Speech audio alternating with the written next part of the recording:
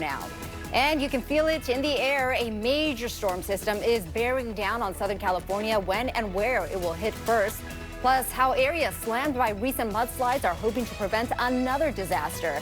And chaos in downtown LA after residents say they woke up to gunshots, but police have finally figured out.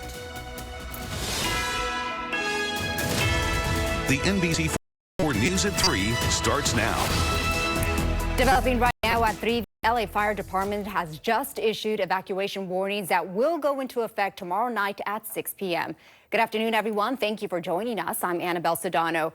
This comes as a major storm system heads our way. Here's a live look from the LA River in Universal City. That water level will be rising fast come tomorrow night. We have live team coverage of the impending storm. Scan that QR code on the bottom of your screen to get the NBC LA app, where you can get up-to-the-minute forecast for your neighborhood. Meteorologist Kelly Moody is timing it all out for us in your first alert forecast. Kelly. Hi, Annabelle. We're taking a look outside on our current satellite and radar right now, where you can see just barely the start of what will eventually be an official arrival of this storm system in Northern California. Now, overhead here locally, we do have technically some passing showers overhead. You can see a little bit of green there, but this is all evaporating before it hits the surface. Now, don't be surprised if you run into a drop or two if you're about to head out on the roads. But generally speaking, we're just working with those cloudy skies. Like I said earlier, it's the calm before the storm. Let's talk about the timing of this first wave, because there are two.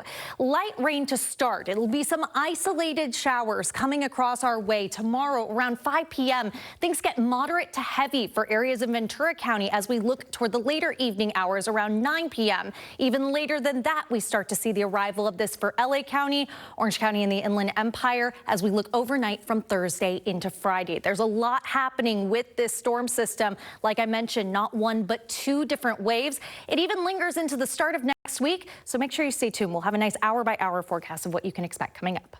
We'll stay tuned for it, Kelly. Thank you. And our coverage of the storm continues with NBC4's Christian Cáceres. He's live in Yucaipa. Christian, lots of concern out there for the mountain communities. Some are still recovering from a recent mudslide.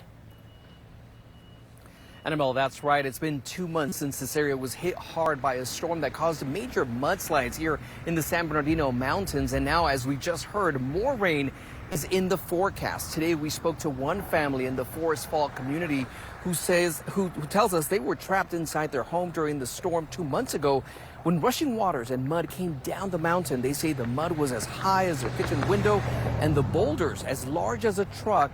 They ended up on their property. Now, several families in the community of 1,100 people just 75 miles east of Los Angeles, they say when any storm rolls by, they fear Mother Nature will strike hard and destroy any progress made to get back to normal. I'm very nervous because I don't know what is going to happen up on in the creek side on the mountain, and I don't know what's going to bring down. And after seeing what it did before, I'm very nervous. And Annabelle, check out these images from Caltrans where crews continue to work on a portion of Highway 38 that was destroyed by Tropical Storm Mario back in September. Caltrans says it's one of the most dramatic impacts of severe weather to the highway. Now, the portion from Mills Creek Road to Hills Ranch Road remains closed. But today, I have to tell you, utility crews in the Forest Falls area, they were doing some maintenance service ahead of the storm. Residents were telling us that they are just keeping an eye up on the sky just to make sure that the rain that comes by won't do as, that it won't cause any harm, because they say they welcome the rain, that lighter, more gentle rain, but anything severe, they fear that hopefully Mother Nature will spare them with the next system. We are live in Yucaipa. Christian Cáceres, NBC4 News. All right, Christian, thank you very much for that update. And stay ahead of the storm that's headed our way with the NBC LA app. By scanning that QR code on your screen, you will be able to track the same First Alert radar network our meteorologists use to update their forecast and get weather alerts for your area sent straight to your phone. Meantime, the government shutdown may be close to an end. In just over an hour, House members are expected to pass a bill to reopen the government after a record 43 days. Here's a live look from the U.S. Capitol, where that vote is set for about 4:15 our time. The president says he will sign the bill, but the trouble caused by the longest shutdown in U.S. history will continue for a while. NBC4's Kathy Vara is tracking those developments for us in the newsroom. Kathy. Well, Annabelle, it's been a record 43 days. That is how long this shutdown has been going on. But now the House is on the verge of voting on a bill that could bring it all to an end. The Senate approved the package earlier this week. It would keep the government open until January 30th, funding agriculture, military programs, and other government agencies. It would provide back pay to workers who have been furloughed during the shutdown, though there are questions that still remain. When will SNAP recipients get their full November payments? And how quickly air travel can get back to full capacity? Flight cancellations and delays are only growing, with staff shortages continuing. Now, earlier today, lawmakers on both sides spoke out ahead of the vote, which is coming up in an hour, and they are proving they are in for a tough fight tonight. I just want to apologize to any Americans who are out there who still have flight cancellations or delays today. I want to apologize to the many American families who were made to go hungry over the last several weeks, our troops and other federal employees who are wondering where their next paycheck would come from. We will convene on the House floor. And our message to the American people is no matter what happens on the floor later on today, our promise to you remains the same. House Democrats will continue to fight to make your life more affordable. The majority in the House is expected to be razor thin with a newly elected Democrat. That happened just about an hour ago.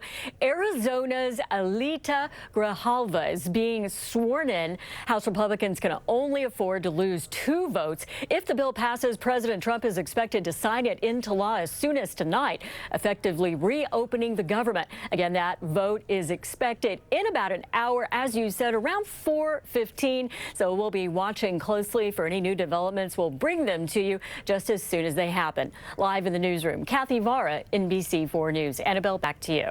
All right, Kathy, thank you very much for that. Developing news, newly released emails shed light on President Trump's relationship with Jeffrey Epstein. In one of the emails from Epstein to Ghislaine Maxwell and a journalist, Epstein wrote, quote, "Trump said he asked me to resign. Never a member, ever. Of course, he knew about the girls as he asked Ghislaine to stop," end quote. The emails were obtained by Democrats on the House Oversight Committee. NBC News has not independently verified them. The White House accuses Democrats of selectively leaking the emails without context to create a fake narrative. Democrats say it means they need more answers about the Epstein investigation. An update on a shooting that shut down part of downtown LA for several hours today. Police now say 2 people are in custody. The arrests come hours after police received reports of shots fired at an apartment building on West Olympic Boulevard and Broadway. That's not far from the Convention Center and Crypto.com arena. LAPD officers went door to door to check on people in and around the apartment building. It's scary just to be out here, but especially if you're in the building, and you don't know what's going on, you can't leave. I heard gunshots outside my window, like 3s, like gat, gat, gat, pause, and gat, gat, gat. And then I thought it was fireworks, so I just tried to go back to sleep and it kept happening. I still thought it was fireworks until I came outside and the SWAT team was here. Police say no one was hit by that gunfire. Meantime, a judge has ordered the release of the mother of a Santa Barbara County girl who has been missing for weeks now. 9-year-old Melody Buzzard lived with her mother, Ashley, in Lompoc. They were last seen together on a road trip near Nebraska last month. Then last week, Ashley was arrested for false imprisonment in a criminal complaint not related to Melody's disappearance. A man said he visited Ashley's home Thursday and she wouldn't let him leave. She was arrested the following day. A judge ordered her release today. She's due back in court November 19th. The investigation